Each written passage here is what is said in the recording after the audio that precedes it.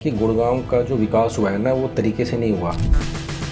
Actually क्या है ना, वो एरिया रेजिडेंस के हिसाब से था ही नहीं, लेकिन वो है कि वहाँ पे आर जोन डिक्लेयर कर दिया, बिल्डर्स ने वहाँ पे फ्लैट बना दिए, लोगों को बेच दिए, वो बिल्डर अपना माल बेच के निकल गया। अब जो लोग रह रहे हैं वो उसको परेशानी को झेल रहे हैं। मैं बता रहा हूँ वो एरिया ऐसा है कि उसके अंदर बहुत सी बिल्डिंगों में प्रॉब्लम आने के चांसेस हैं। तो सरकार को चाहिए अपने एंड पे पूरा इसके ऑडिट वगैरह टाइम पे करते रहें।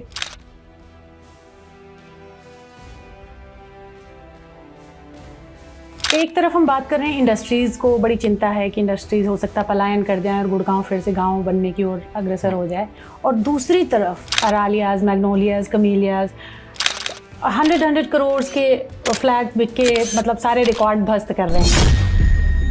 सरकार ने बस लाइसेंस बांटने पे ध्यान दिए कि भाई बढ़ा लो बढ़ा लो, एरिया जितना बढ़ा दिया, इतनी ज़रूरत थी नहीं जितना अभी जो एरिया था उसी को ठीक करके फिर आगे बढ़ना चाहिए था। रेजिडेंशियल एरिया में कहाँ पे बूम आएगा रियल एस्टेट? अब जो सबसे ज़्यादा मार झेलनी पड़ी इस टाइम हमारे गारमेंट इंडस्ट्री को झेलनी पड़ रही है जी। क्योंकि गारमेंट हमारा यहाँ उद्योग विहार से भी, मानेसर से भी, पे सिटी से भी हमारी काफ़ी इंडस्ट्री ऐसी हैं जो कि अमेरिका में अपना एक्सपोर्ट करती थी जी, और बिल्कुल सीधे तौर पे वो प्रभावित हुई है। ऊपर तो स्काईलाइन आपको बहुत अच्छे से चमकीली स्काईलाइन दिखती है, नीचे आपका पैर पता चला इतना गड्ढे में चला जाता है क्योंकि सड़क टूटी हुई है, आप कब गिर जाए, आप अपने बाइक से या गाड़ी से जा रहे हैं। तो क्या ये स्थिति वो इन्वेस्टर्स भी देखते होंगे क्योंकि ज़मीनी हकीकत देखना चाहते हैं, वो आपकी आसमानी कंगूरे नहीं देखना चाहते हैं।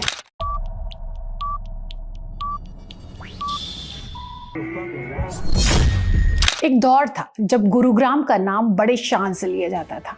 बड़ी संख्या में इंडस्ट्रीज की होड़ लग गई और देसी विदेशी इन्वेस्टर्स किसी भी हाल में गुरुग्राम में अपनी जगह पा लेना चाहते थे। अनफॉर्चुनेटली आज स्थिति बिल्कुल उलट हो गई है।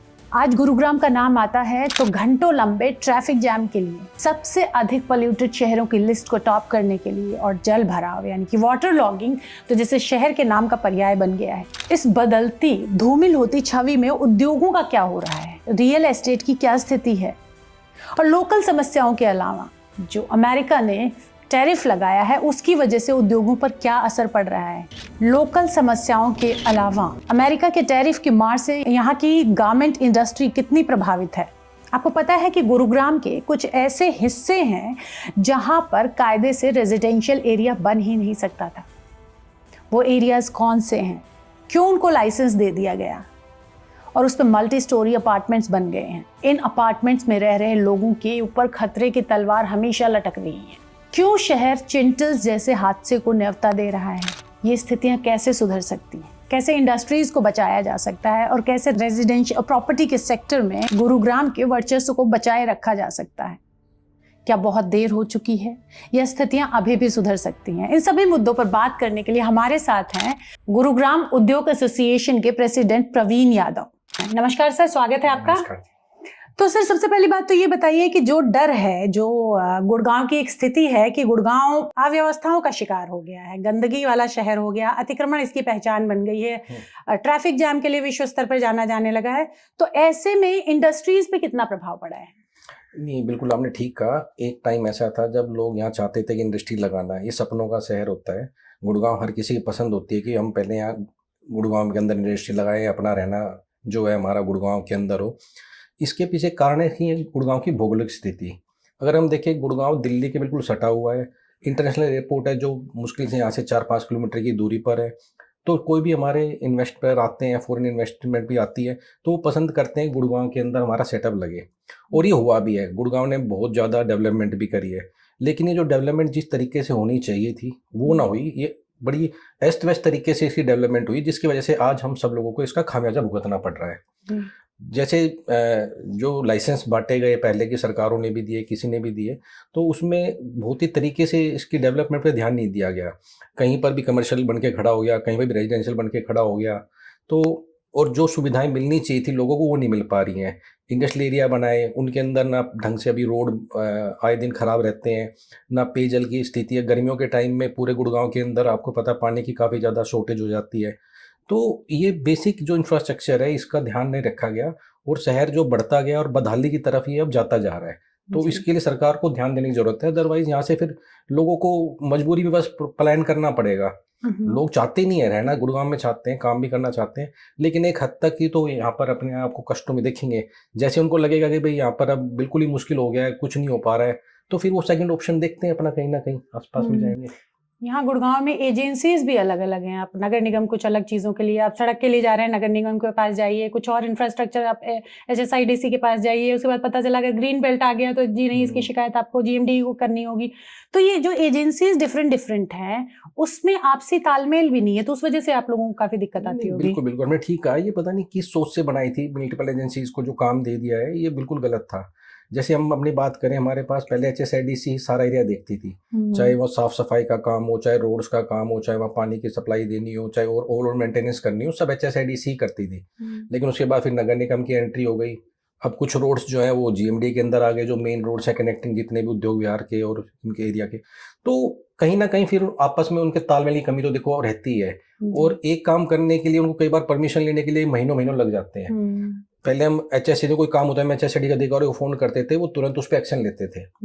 लेकिन फिर मल्टीपल एजेंसी का काम हो गया, अब कुछ काम ऐसा जो उनके पास है, नगर निगम के पास है, कुछ काम GMD के पास है, और GMD और नगर निगम का क्या है, उनके पास वास्ट एरिया है।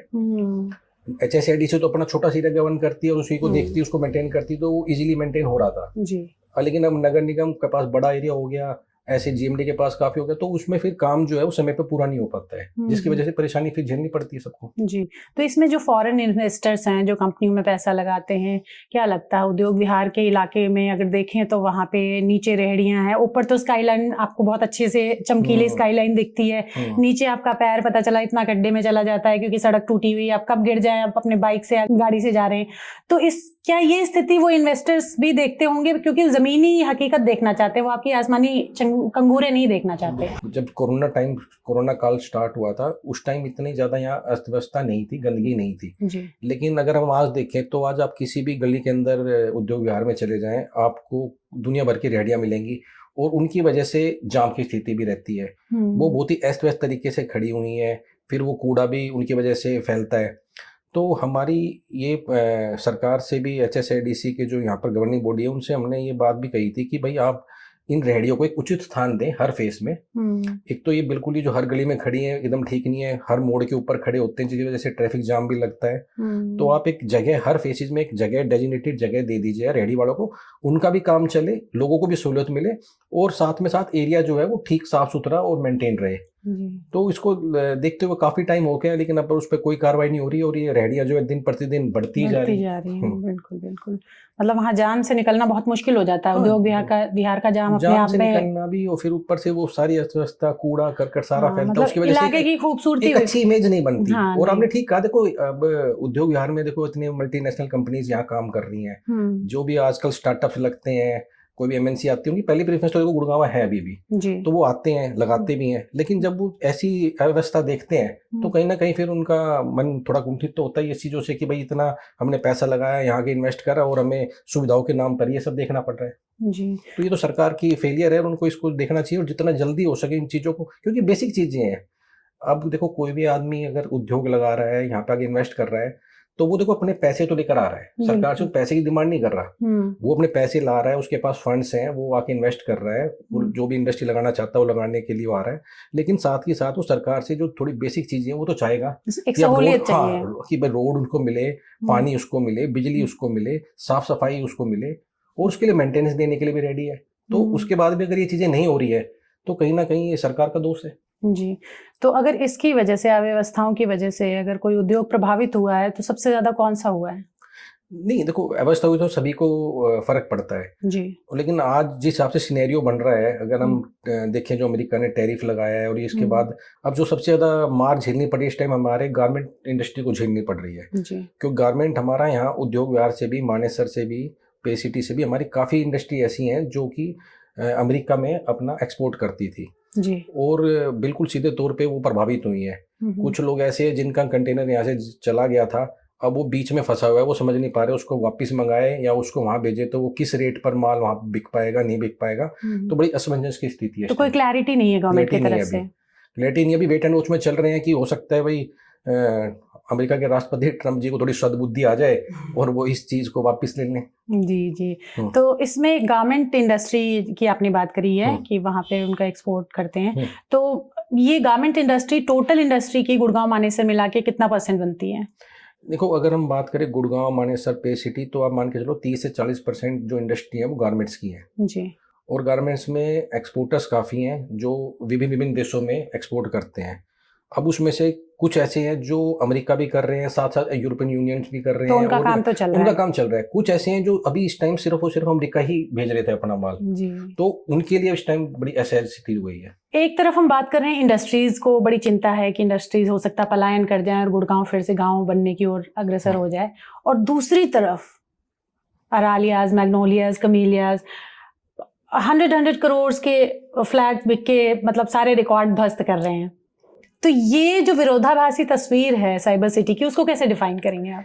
ये आपने बिल्कुल ठीक कहा कि कमेलियाज मैग्नोलियाज में 100 करोड़ से अबव के फ्लैट्स बिके हैं जी। और देखिए, रियल एस्टेट इंडस्ट्री या घर तभी कहीं भी बढ़ते हैं, उसकी मार्केट बढ़ती है जब कोई एरिया में इंडस्ट्री लगती है। जी। जब यहाँ शुरुआत में गुड़गांव में कुछ नहीं होता था, सबसे पहले मारुति आई थी, मारुति फैक्ट्री लगी, साथ में और वेंडर्स आए, उसके बाद फिर डीएलएफ ने आके यहाँ काम स्टार्ट किया, जो उसको लगा कि यहाँ पे उद्योग आ गए हैं और अब यहाँ लोगों को रहने के लिए भी जगह चाहिए, तो उसके बाद फिर यहाँ पे प्राइवेट डेवलपर्स ही आए, फिर सरकार ने भी हुडा के सेक्टर्स भी काटे जिसके अंदर फिर लोगों को रिहायशी सुविधाएं उपलब्ध कराई। तो देखो, कहीं ना कहीं ये सब जुड़ा तो जब ही है ना कि तब इंडस्ट्री लगी है। हाँ, इंडस्ट्री लगी है, और अगर इंडस्ट्री ही प्रभावित हो जाएगी, कल को इंडस्ट्री में काम नहीं रहेगा, इंडस्ट्री के लोग परेशान रहेंगे और यहाँ से वाइंड अप करेंगे, तो ये जो 100 करोड़ के फ्लैट हैं ये बाद में आधे रेटों में 6 महीने के रेट उसमें आ जाएंगे, क्योंकि रहना आदमी वहीं पसंद करता है जब काम हो। जब काम ही नहीं होगा तो फिर यहाँ रहेगा कौन? फिर लोग दूसरी और जगह और शहरों में विकल्प तलाश करेंगे। बिल्कुल बिल्कुल। सुशांत लोग का एरिया देख लीजिए, जो एक्सटेंशन वाला एरिया है, वहाँ पे घरों के अंदर पानी भर जाता है, लोग छतों पे पहुंच जाते हैं। दूसरी तरफ आप इन्हीं जिन सोसाइटीज़ की हमने बात की और डीएलएफ जो प्राइवेट जितने भी बिल्डर्स हैं, हमने अगर इसकी बात करें तो उनके बाहर एक जो सड़क होती है, जैसे फरीदाबाद रोड पे हम जाते हैं, ये कमेलियाज के सामने से हम निकलते हैं, वो रोड ऐसी लगती है कि इंडिया की है ही नहीं, लेकिन उसके आगे वाली रोड से गुड़गांव की हकीकत बयान होने लग जाती है, टूटी फूटी, एकदम से आप स्मूथली जा रहे हैं और अचानक ब्रेक लगता है। बिल्कुल। देखो, ये तो मैंने को पहले ही बताया था कि गुड़गांव का जो विकास हुआ है ना, वो तरीके से नहीं हुआ, जो एक ढंग से सुनियोजित तरीके से होना चाहिए था वो नहीं हुआ, तो आज ये प्रॉब्लम फेस करनी पड़ रही है जी। और ड्रेनेज सिस्टम नहीं है, ड्रेनेज सिस्टम है नहीं, ऊपर से अब आप देखिए तो सरकार ने जैसे अब 4 फ्लोर खोल दिए थे पीछे, स्टील प्लस 4। अब आपने जो पहले लाइंस डाली हुई है किसी भी सेक्टर्स के अंदर, उनके अंदर आपके पास प्रॉपर अभी उन्हीं को पूरा करने के लिए फैसिलिटीज नहीं है। हाँ, एक परिवार में कुछ सदस्य रह रहे हैं। पहले एक परिवार के हिसाब से भाई एक मकान जो बनेगा, एक लोकेलिटी में पूरे सेक्टर में जो मकान बनेंगे जितने लोग रहेंगे उसके हिसाब से सारी वाटर सीवरेज पाइपलाइंस वगैरह डलती थी। अब वो 4 गुना हो गए, वो वाटर सीवरेज पाइपलाइन वही पुराने के पुरानी है, तो फिर कहीं ना कहीं वो दिक्कत तो आएगी, और वो आ रही है, और अब ये वाटर लॉगिंग हो रही है, सब कुछ हो रहा है, तो अगर ये नहीं हुआ तो ये हर साल की कहानी रहेगी। आबादी बढ़ गई, उस अनुपात में सुविधाएं नहीं बढ़ी, और मैं तो कह रहा हूँ ना कि सरकार ने बस लाइसेंस बांटने पे ध्यान दिए कि भाई बढ़ा लो एरिया, जितना बढ़ा दिया, इतनी जरूरत थी नहीं, जितना अभी जो एरिया था उसी को ठीक करके फिर आगे बढ़ना चाहिए था जी। ना कि लाइसेंस बांट के आपने एरिया मास्टर प्लान के हिसाब से आपने मानेसर तक आगे तक आर जोन बना दिया, यहाँ तक बना दिया, द्वारका एक्सप्रेसवे बना दिया, तो वो सही नहीं था। द्वारका एक्सप्रेसवे में आज क्या हो रहा है, द्वारका एक्सप्रेसवे के अंदर हमने आर जोन तो बना दिया, लेकिन वहाँ पर नजफगढ़ ड्रेन जो पास में जाती है उसकी वजह से वहाँ की जल भराव की स्थिति हमेशा रहती है। बिल्कुल। सोसाइटी जितनी भी है वो सब लोग, हम तो बचपन से सुनते थे कि वो एरिया लो लाइन एरिया है, जी। कि उसके अंदर आप बेसमेंट नहीं खोद सकते, और आज की डेट में इतनी बड़ी बड़ी मल्टी स्टोरी बिल्डिंग्स बन गई हैं, और उनके अंदर अभी भी काफी मुझे सुनने में आता है, मुझे पता चलता है काफी बिल्डिंग्स ऐसी जो बेसमेंट खोदी थी पहले, आज उनके अंदर बीच बीच में पानी निकल के आता है, और ये बड़ी खतरनाक स्थिति है। कौन से सेक्टर की बात कर रहे हैं सर? जैसे सेक्टर 108 है, 107 है, जो उस तरफ की है। अभी भी आपने देखा हुआ है, न्यूज में भी आया था, सेक्टर 107 में कोई सोसाइटी है जिसके अंदर लोग इतना पानी घुस गया था कि लोग मूवमेंट भी नहीं कर पा रहे थे, ट्रैक्टर में बैठ बैठ के अपने घरों से निकल के जा रहे थे। 102 की सोलेरा सोसाइटी, 107 में सोलेरा, हाँ, सिग्नेचर ग्लोबल की।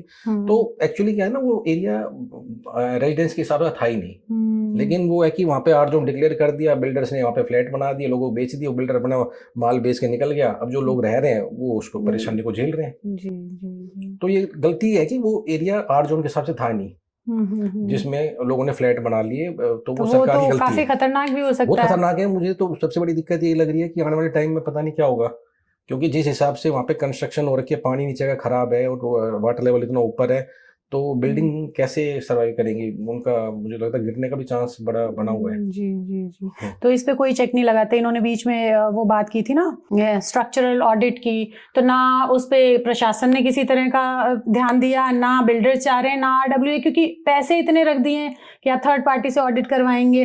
तो क्या उसके लिए गवर्नमेंट को कुछ नहीं करना चाहिए था कि स्ट्रक्चरल ऑडिट मैंडेटरी कर दो, क्योंकि आप तलवार लटक रही है एक तरह से देखिए खतरे अभी की। देखो बड़ी दुर्भाग्यपूर्ण घटना हुई थी, आपको पता ही है, चिंटल्स चिंटल्स के में। अंदर जो जी। गिरा था। तो ये मैं बता रहा हूँ, वो एरिया ऐसा है कि उसके अंदर बहुत सी बिल्डिंगों में प्रॉब्लम आने के चांसेस हैं।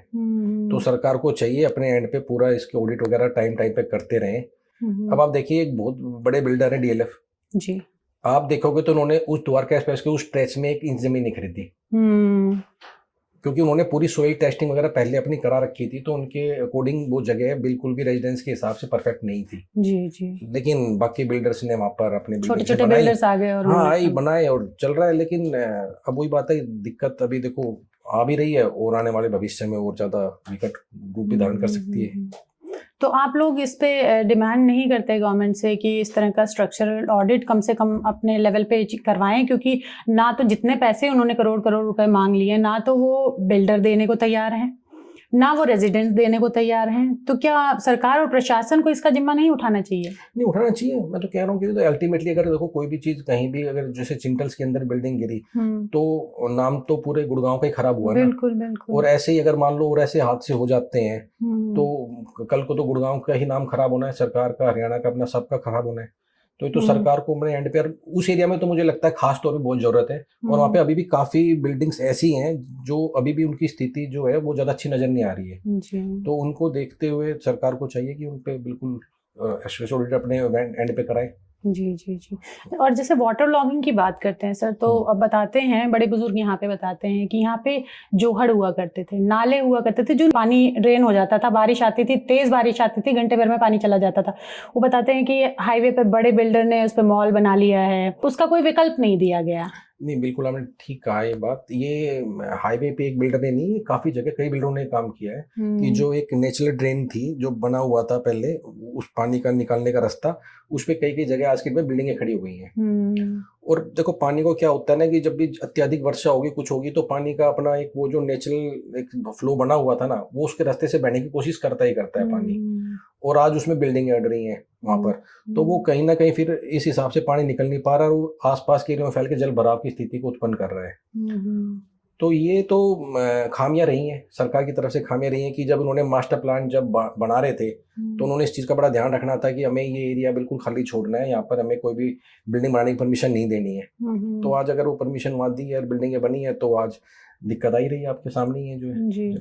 तो क्या बहुत देर हो गई है या अभी भी सुध लें तो चीजें सुधर सकती हैं? नहीं देखिए, देखो सुधार की गुंजाइश तो हमेशा रहती है। अभी भी एक अच्छे सर्वेयर को बुलाया जाए, वर्ल्ड लेवल से लोगों को बुलाया जाए।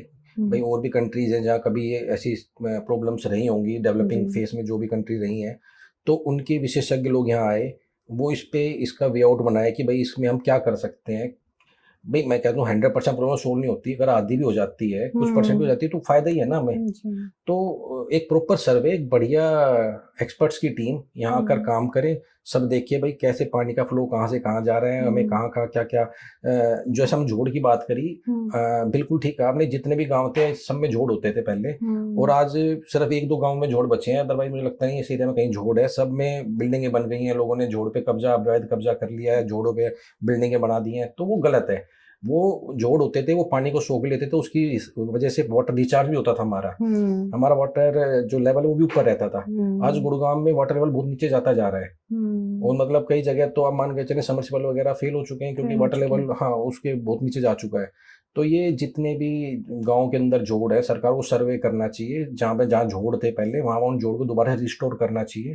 वो कैसे बिल्डिंग- करेंगे सर? अवैध बिल्डिंग्स कब्जा खड़ी हो हटाएं, गई, हाँ हटाएं अवैध कब्जे, क्या दिक्कत है? बड़े बड़े बिल्डर्स ने बादशाहपुर, नहीं, आपका जो भी ये है, सेक्टर 18 का नहीं, एरिया, देखो, आपका रेलवे रोड सर, नहीं, रेलवे रोड पे बहुत बड़ा कहते हैं जोहड़ हुआ करता था। देखो जो जोड़ होता था ना, जहाँ पे सरकार ने उनको लाइसेंस दे दिया, वहां तो वो लीगली है कि भाई चलो हमने लाइसेंस लेके बिल्डिंग बनाई है जो भी चाह। लेकिन कुछ जगह ऐसी है जहाँ पर अवैध कब्जे हैं, जहाँ पे कोई सरकार से परमिशन नहीं ली गई, कोई लाइसेंस नहीं लिया गया, बस वहां पे कब्जा करके उन्होंने जोड़ को पूरा करके अपना काम कर रहे हैं। तो उस वो तो चीज खाली करा सकती है गवर्नमेंट, और वो भी खाली हो जाते हैं तो काफी हैं, वो हर गांव में हर जगह ऐसे आपको काफी मिल जाएंगे इस तरह के एरिया। अगर वो भी दोबारा से उनको जोड़ का रूप दे दिया जाए तो उसकी वजह से बहुत सी प्रॉब्लम हमारी सोल्व होती है। हमारा बहुत पानी वहीं चला जाएगा, और बारिश का पानी जो इधर खड़ा होता है वो जोड़ के अंदर जाएगा, और उसके बाद अपना वाटर रिचार्ज भी होगा, हमारा वाटर लेवल भी बढ़ेगा। कौन कौन से एरियाज गुड़गांव में सर ऐसे हैं जो रेजिडेंशियल घोषित कर दिए गए लेकिन कायदे से होने नहीं चाहिए थे? जैसे द्वारका एक्सप्रेस से बता रहा हूँ मैं आपको। उसके अलावा जैसे कुछ एरिया, जैसे मैं बता रहा हूँ, पानी का जो बांध आता था हमारे इधर कादापुर साइड से आता था, तो कादापुर के गोल्फ कोर्स रोड की तरफ के जो एरिया है, तो उसमें भी कुछ बिल्डिंग्स ऐसी हैं जो नाला था, बरसाती नाला जो होता था पुराना, हाँ उसके ऊपर बनी हुई है, तो वो नहीं होनी चाहिए थी जो है। जैसे सर हम अगर गारमेंट इंडस्ट्री की बात करें, या फॉर दैट मैटर हम रियल एस्टेट की ही बात करते हैं, तो अगर गुड़गांव नहीं, ये तिलिस्म जो टूट रहा है धीरे धीरे अव्यवस्थाओं में, तो अगर गुड़गांव नहीं तो कौन से शहर और कहाँ जाएंगे ये उद्योग? कहाँ लोग रहना पसंद करेंगे? रेजिडेंशियल एरिया में कहाँ पे बूम आएगा रियल एस्टेट में? नहीं देखो, ये तो भी नहीं कह सकते कहाँ जाना पसंद करेगा। अगर हम पास में बात करें, अगर गुड़गांव से लोग हटते हैं इंफ्रास्ट्रक्चर वाइज, तो मुझे लगता है फिर नोएडा थोड़ा प्रीफर करेंगे लोग, क्योंकि नोएडा का इंफ्रास्ट्रक्चर गुड़गांव से फार बेटर है जो बात है। अभी हम देखें तो नोएडा में इन्होंने काफ़ी आगे तक भी मेट्रो, कई स्टेशन आगे तक अपने मेट्रो के बना दिए हैं नोएडा के अंदर। और गुड़गांव में 2014 में सरकार चेंज हुई थी, उस टाइम मेट्रो लास्ट बनी थी यहाँ पर, अपनी मेट्रो स्टेशन जो है लास्ट हुडा सिटी सेंटर। उसके बाद से आज तक बस सर्वे ये वो काम उसी पे चल रहा है, लेकिन 1 इंच मेट्रो का काम स्टार्ट नहीं हुआ है। और हालांकि आज ये समय की मांग थी, आज हम 2025 में बैठे हैं, तो 2025 में मेट्रो मानेसर तक चली जानी चाहिए थी। जिस हिसाब से मतलब उन्होंने आरजोनी बना दिया, मानेसर तक का एरिया पूरा रेजिडेंशियल इंडस्ट्रियल बन चुका है, तो आज मानेसर के अंदर तक भी मेट्रो हो जानी चाहिए थी। हम बहुत साल पीछे चल रहे हैं। तो अगर ऐसी स्थिति रही, धीमी गति से काम होता रहा, तो फिर तो लोग दूसरे शहरों की तरफ देखेंगे भी। कोई जब यहाँ पे प्रॉब्लम सोल्व नहीं होगी, इतना लंबा लंबा समय लगेगा कोई भी काम करने में, तो मुझे आसपास में तो अगर कोई जाना चाहेगा तो मुझे लगता है फिर नोएडा को थोड़ा प्रेफरेंस देगा। जी। और उसके अलावा तो फिर अगर आप बाहर कहीं जा सकते हैं दूर, तो फिर तो काफ़ी शहर हैं जो आपके रडार पे होंगे जहाँ आप जाएंगे और काम करेंगे। और जब कुछ भी इंडस्ट्री जब ज़्यादा किसी शहर में लगेगी, तो फिर वहाँ पे लोगों के लिए रहने के लिए भी रेजिडेंशियल सेक्टर्स भी बनेंगे। जी, तो कुछ इंडस्ट्रीज जैसे ऐसी हैं जो नोएडा या आसपास के इलाके देख रही हैं विकल्प के रूप में? हाँ नहीं, नोएडा हमारे यहाँ पे काफ़ी ऐसे इंडस्ट्रिस्ट हैं जिन्होंने यहाँ उद्योग विहार में, मानेसर में यूनिट लगा रखी है, और साथ ही साथ नोएडा भी लगा रखी है। वो नोएडा भी काम कर रहे हैं, यहाँ भी काम कर रहे हैं। तो अगर मान लो यहाँ ज़्यादा प्रॉब्लम होगी, तो हो सकता है अपना काम यहाँ से वाइंड अप करके फिर वहीं करने लग जाएंगे। अब ये देखेंगे आप, अब बारिश के दिनों में ये 2-3 महीने हमारे बड़े ज़्यादा प्रभावित रहे काम, इन 3 महीनों के अंदर।